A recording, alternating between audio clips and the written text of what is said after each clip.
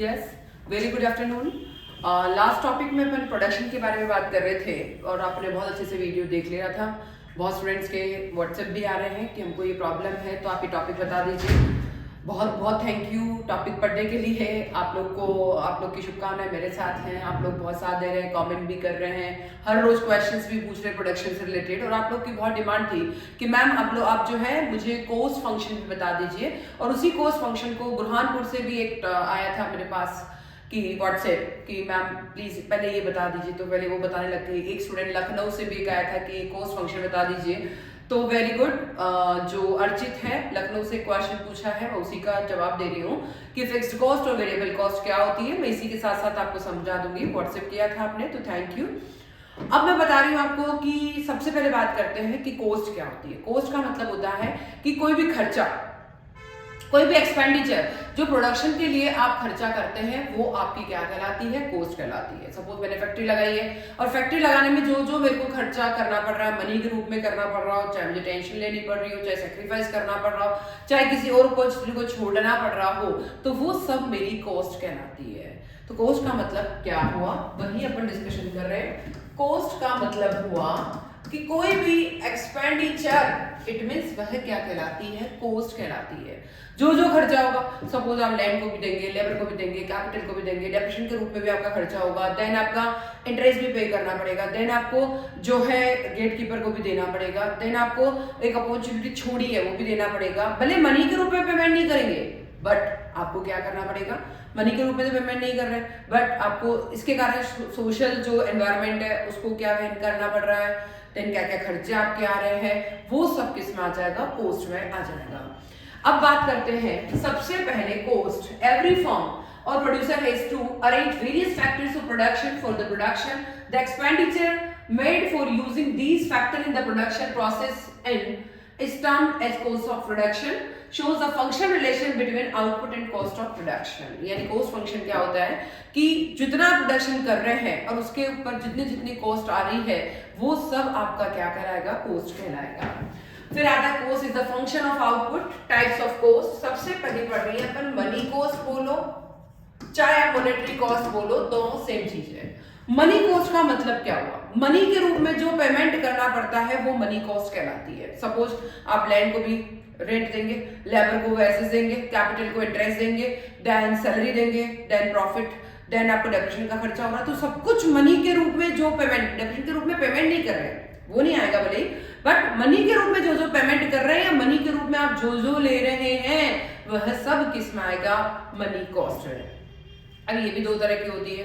Suppose आपने factory लगाई, तो आप क्या सोचेंगे, फैक्ट्री लगाई है तो आप सोचो आप मालिक है ना, आपको बहुत पैसा आपने अर्न भी कर लिया। अगर आप रेंट के रूप में, दो चीजें होगी, रेंट के रूप में आप अपने किसी की शॉप ले रखी है तो उसको पैसा दे रहे हैं, या आपकी खुद की शॉप है तो आप उसमें से रेंट निकाल रहे हैं, मतलब खुद ले रहे हैं। प्लस अगर आपकी कैपिटल खुद की है तो कैपिटल खुद की है तो आप इंटरेस्ट खुद ले रहे हैं, या फिर दूसरों कैपिटल ले रखी है तो दूसरों को दे रहे हैं, ठीक है। वेजेस यानी आप खुद सफाई कर रहे हैं तो सफाई का पैसा आप ले रहे हैं, मजदूरी वेजेस, नहीं तो आप किसी और को बुला रहे हैं तो उसको वेजेस दे रहे हैं, यस। फिर आते हैं कि अगर मान लीजिए आपने किसी मैनेजमेंट को सैलरी पे रख रखा है, स्टाफ को, मैनेजर को स्टाफ सैलरी पे रख रखा है तो उसको पैसा दे रहे हैं, वो अलग है, बट आप खुद ही मैनेजमेंट का काम कर रहे हैं तो आप खुद सैलरी ले रहे हैं। तो दो चीजों में डाइफिकेशन करना पड़ेगा, डिवाइड करना पड़ेगा। एक तो होता है जो दूसरों को पेमेंट कर रहे हैं, एक होता है खुद पेमेंट ले रहे हैं क्योंकि आप सब वर्किंग आप खुद कर रहे हैं, यस। ये तो हो गया, एक तो हो गया अदर फैक्टर को दिया जाने वाला, यस।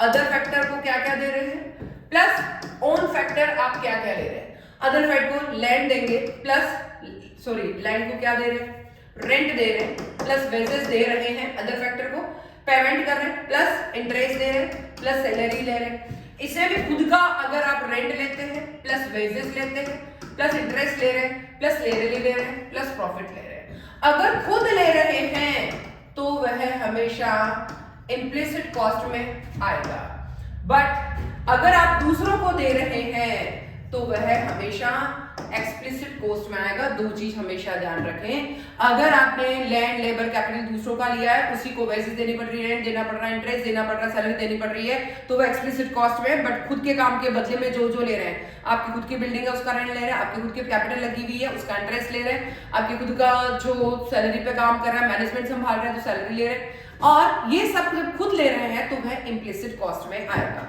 ठीक है, तो मनी कॉस्ट का मतलब क्या हुआ? Explicit cost plus implicit cost plus normal profit. वापस अच्छे से पढ़े, मनी कॉस्ट का मतलब क्या हुआ? Explicit cost plus implicit cost plus normal profit. ये तीनों मिलके हमेशा मनी के रूप में पेमेंट होगा, चाहे खुद के लिए चाहे लोगों के लिए। सपोज एक्सप्लिसिट कॉस्ट है 20,000, इम्प्लिसिट कॉस्ट है 10,000 और ये है 2,000, तो तीनों मिला के मनी कॉस्ट कितना हो गया है? 32,000। ये हो गया आपका monetary cost, money cost. Very important question, ठीक है, इस चीज का ध्यान रखें, बहुत इंपॉर्टेंट है। तो ये 32,000 आपका क्या आ चुका है? Money cost. अब बात करते हैं मनी कॉस्ट के अलावा भी, कि मनी कॉस्ट के अलावा और क्या सोच सकते हैं अपन?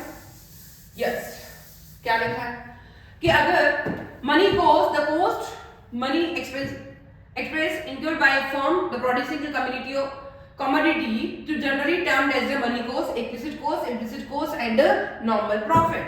Accounting cost, explicit cost को accounting cost भी बोला जाएगा, actual cost भी बोला जाएगा, outlay cost भी बोला जाएगा, paid out cost भी बोला जाएगा। बहुत अच्छे से ध्यान रखें। explicit cost को accounting cost, then actual cost, outlay cost and paid out cost, तीनों चारों चीज बोला जा सकता है। आउटले कॉस्ट किसको बोला जाएगा? यस, वेरी, बहुत अच्छे से ध्यान रखिए। एक्सप्लिसिट कॉस्ट मतलब outlay cost.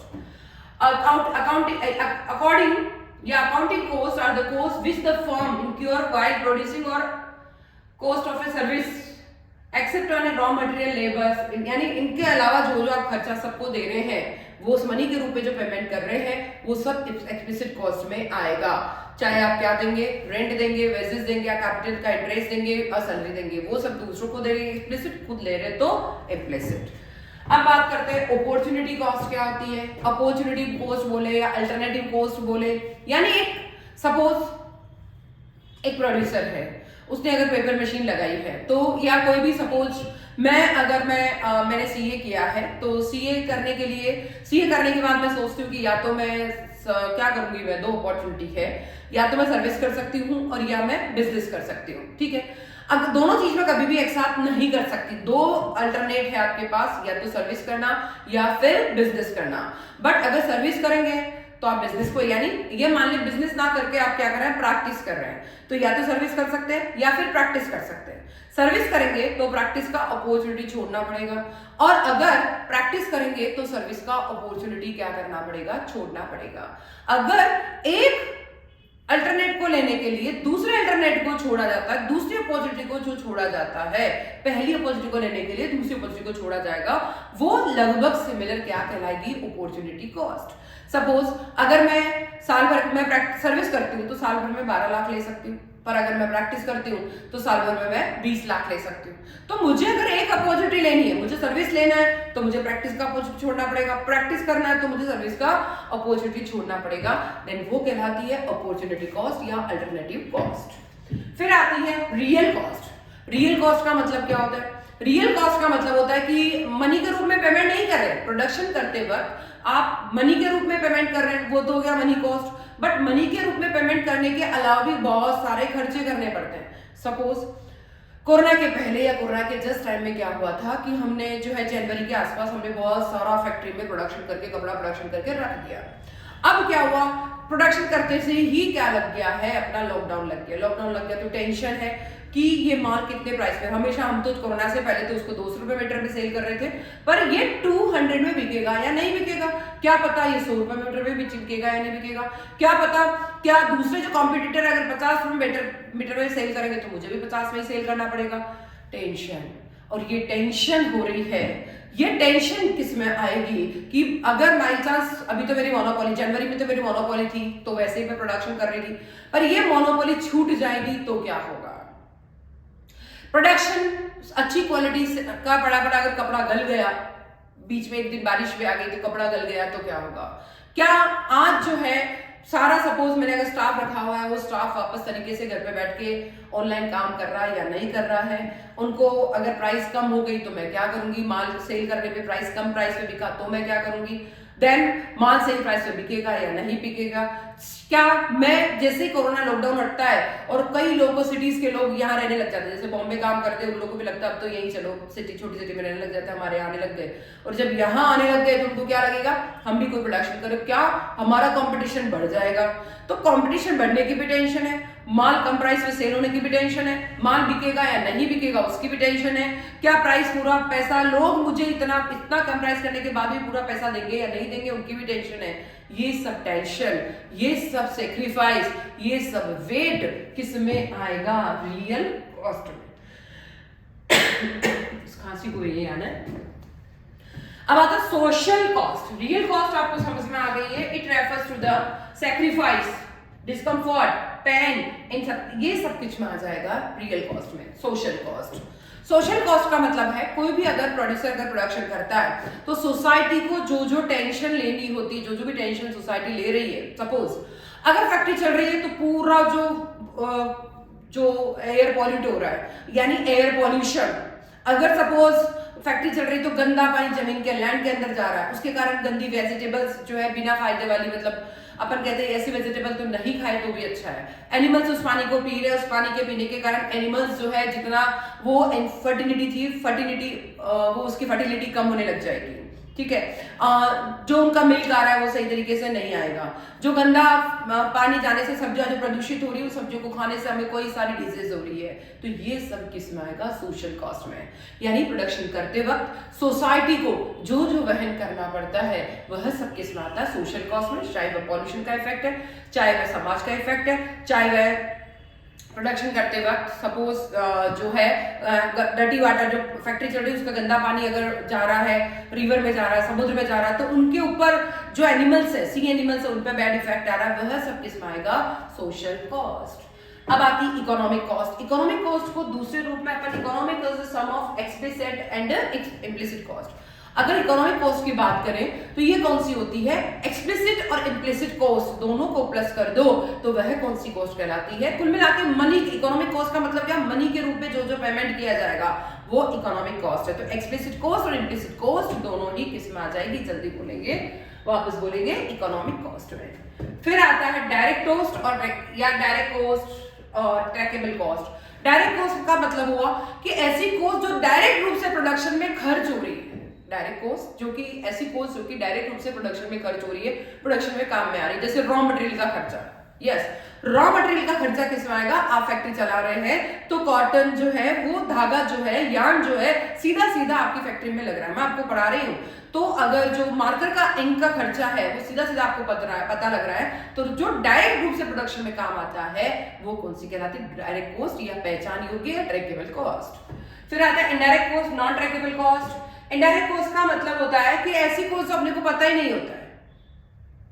Non trackable cost जो इनडायरेक्ट रूप से प्रोडक्शन में लगती है, सपोज आप फैक्ट्री कर रहे हैं, अगर आपने बाहर जो है किसी को नहीं पता होता है तो आपको फैक्ट्री को संभाल करने की, रात को कोई चौकीदार जो रख रखा है, गेट कीपर रख रखा है, वो गेट कीपर का खर्चा हम लोग को किसी को पता ही नहीं होता है, तो गेट कीपर का खर्चा भी किस में आएगा, जल्दी बोलेंगे, गेट कीपर का इनडायरेक्ट कॉस्ट में।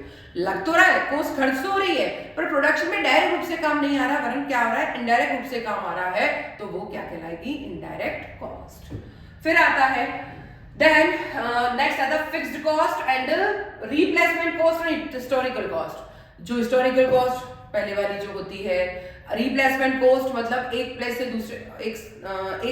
दूसरे प्लेस या उसका रिप्लेस करके जो ली गई है। फिक्स्ड कॉस्ट बहुत ही इंपॉर्टेंट है, हर बार काम में आएगी। फिक्स्ड ऐसी कॉस्ट जो हमेशा बिल्कुल फिक्स रहती है, जिसका आउटपुट से कोई लेना देना नहीं होता। तो फिक्स्ड कॉस्ट का मतलब क्या होता है कि ऐसी कॉस्ट जो नॉट रिलेटेड टू आउटपुट कि not direct relation to output से कोई डायरेक्ट रिलेशन नहीं होता। जैसे फैक्ट्री चले या ना चले, फैक्ट्री प्रोडक्शन कितना ही बढ़ जाए, प्रोडक्शन कितना ही कम हो जाए, फैक्ट्री 1 साल बंद भी रहे तो भी आपको रेंट तो देना ही पड़ेगा, इंटरेस्ट देना ही पड़ेगा। कोरोना के टाइम में हमारे वाली 1 साल 4 महीने 6 महीने 2 महीने फैक्ट्री बंद रही तो भी हमको रेंट पे करना पड़ता था। उसका प्रोडक्शन से फिक्स्ड कॉस्ट तो हमें देनी ही पड़ती है, उसका प्रोडक्शन से कोई लेना देना नहीं होता है। जैसे आपका किसका, रेंट का खर्चा, इंटरेस्ट का खर्चा, ठीक है। और वर्क जो है आप टाइम के अकॉर्डिंग जो भी फिक्स बिल जो आप एक्सपेंडिचर देते हैं, तो वो जो क्या क्या हो गया, इसमें रेंट आ जाएगा, इसमें इंटरेस्ट आ जाएगा, ऐसी कॉस्ट जिसका उत्पादन से कोई डायरेक्ट रिलेशन नहीं होता। प्रोडक्शन बढ़े तब भी ये फिक्स रहेगी, कम होगा तब भी फिक्स रहेगी, और जीरो हो तब भी ये उतनी रहेगी। रेंट आपका भले 10,000 मीटर कपड़ा प्रोडक्शन ज्यादा हो तब भी आपका, अगर 20,000 लग रहा है तो 20,000 रहेगा। 5,000 रुपए मीटर कपड़ा कम प्रोडक्शन हो तब भी 10,000 ही लगेगा, और अगर 20,000 लगेगा, और अगर प्रोडक्शन आपके 2 महीने बंद भी रहे तब भी आपका 20,000 ही लगेगा। तो ऐसी कॉस्ट जो बिल्कुल फिक्स रहती है, जिसका आउटपुट से कोई डायरेक्ट रिलेशन नहीं होता है, तो वो हमेशा फिक्स्ड कॉस्ट कहलाती है। फिर आता है वेरिएबल कॉस्ट। वेरिएबल कॉस्ट का मतलब क्या होता है? वेरिएबल कॉस्ट का मतलब जो वेरिएबल होती है, जो बिल्कुल चेंजेस, जिनमें चेंज होता रहता है। तो ऐसी कॉस्ट जो आउटपुट से डायरेक्ट रिलेशन होता है। आउटपुट से कैसा होता है? वेरिएबल का मतलब क्या हो गया? ऐसी कॉस्ट जिनका आउटपुट से डायरेक्ट रिलेशन होता है। डायरेक्ट रिलेशन क्या क्या होता है? जैसे रॉ मटेरियल का खर्चा, यस, डायरेक्ट रूप से जो खर्चा, मतलब जिनका आउटपुट से डायरेक्ट रिलेशन होता है। अगर आउटपुट है तो वो खर्चा बढ़ेगा तो वो भी खर्चा बढ़ेगा, आउटपुट कम हो रहा है तो वो खर्चा भी कम हो जाएगा, आउटपुट जीरो है तो वो खर्चा भी जीरो हो जाएगा। तो ऐसी कॉस्ट जिनका आउटपुट से डायरेक्ट रिलेशन होता है, आउटपुट बढ़ने पर वो कॉस्ट बढ़ती है, आउटपुट कम होने पर वो कॉस्ट कम हो जाती है, आउटपुट जीरो होने पर वो कॉस्ट भी जीरो हो जाती है। तो वह कौन सी कॉस्ट कहलाती है? जल्दी बोलेंगे, वेरिएबल कॉस्ट। जैसे रॉ मटेरियल का खर्चा, अगर आउटपुट ज्यादा होगा तो रॉ मटेरियल भी ज्यादा चाहिए, अगर आउटपुट कम होगा तो रॉ मटेरियल भी कम चाहिए, आउटपुट जीरो होगा तो रॉ मटेरियल भी जीरो चाहिए। तो डायरेक्ट रिलेशन जिससे है, डायरेक्ट रिलेशन मतलब जो डायरेक्ट रूप से काम आ रही है, डायरेक्ट रूप रिलेशन नहीं, डायरेक्ट रूप से काम आ रही है वो तो कोई वेरिएबल। जो डायरेक्ट रूप से काम नहीं आ रही है वो कौन सी हो गई है? Fixed cost. जिसका आउटपुट से डायरेक्ट रिलेशन नहीं होता, लगेगी तो सही पर डायरेक्ट रिलेशन नहीं होगा तो वह फिक्स्ड कॉस्ट होगी, जो हमेशा फिक्स रहती है। ठीक है। जल्दी जल्दी एक चीज का हमेशा ध्यान रखें, मैं पहले भी बोल चुकी हूँ, जिसने सब्सक्राइब नहीं किया है, अगर पिछली बार मेरे कानपुर से स्टूडेंट का मैसेज आया था कि मैम मैंने भले ही सब्सक्राइब नहीं किया है, कमेंट नहीं करता हूँ, बट मैं आपके लेक्चर रोज पढ़ता हूँ, तो मैम आप जल्दी जल्दी लेक्चर बनाइए। वो मेरे को रोज क्वेश्चन भी पूछता है, तो आप लोग भी जल्दी से पूछिए। Thank you thank you thank you. आप इतना ज्यादा प्यार दे रहे हैं, इतना ज्यादा मुझे सेटिस्फेक्शन मिल रहा है, इतना ज्यादा क्वेश्चन पूछ रहे हैं, तो मुझे बहुत अच्छा लग रहा है। Thank you everybody. एक थोड़ा सा मैं आपके लिए काम कर रही हूँ, ये जो थ्योरी मैंने लिखी है उसकी मैं स्क्रीनशॉट आपको जरूर लेना है। मैं इसका थोड़ा सा बड़ा कर रही हूँ, आप सभी इसका स्क्रीनशॉट जरूर से ले लें। यस, मैं पहले इसको मिटा देती हूँ, फिर इसका स्क्रीनशॉट जरूर आपके कर देती हूँ, तो आपको टेंशन नहीं रहेगी। यस, पूरा स्क्रीनशॉट ले लें पर।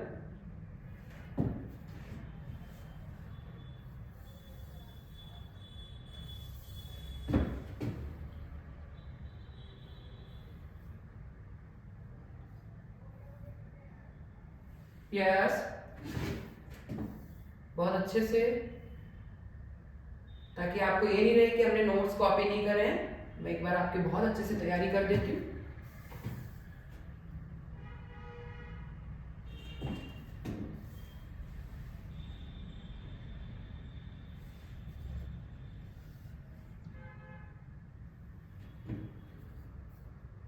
अरेंज कर रही हूँ मैं आपके लिए, आपका एक ही काम है।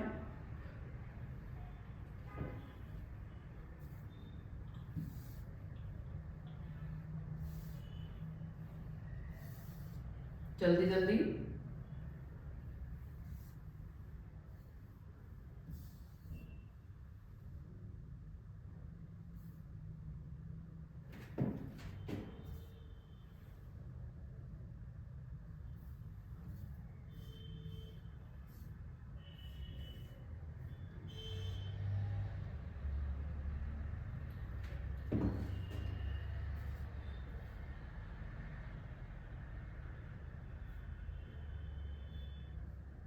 यस, जल्दी से स्क्रीनशॉट लेना है आप लोग को। मैंने आपके लिए बहुत अच्छे से अरेंज कर दी सारी theory. Thank you thank you thank you everybody, इतना प्यार देने के लिए। तो जल्दी से आप इसका स्क्रीनशॉट ले लीजिए। मैं आपको 1 सेकंड 30 मतलब 15 सेकंड का टाइम दे रही हूँ। Thank you everybody. मैं थोड़ा सा हट जाती हूँ इससे।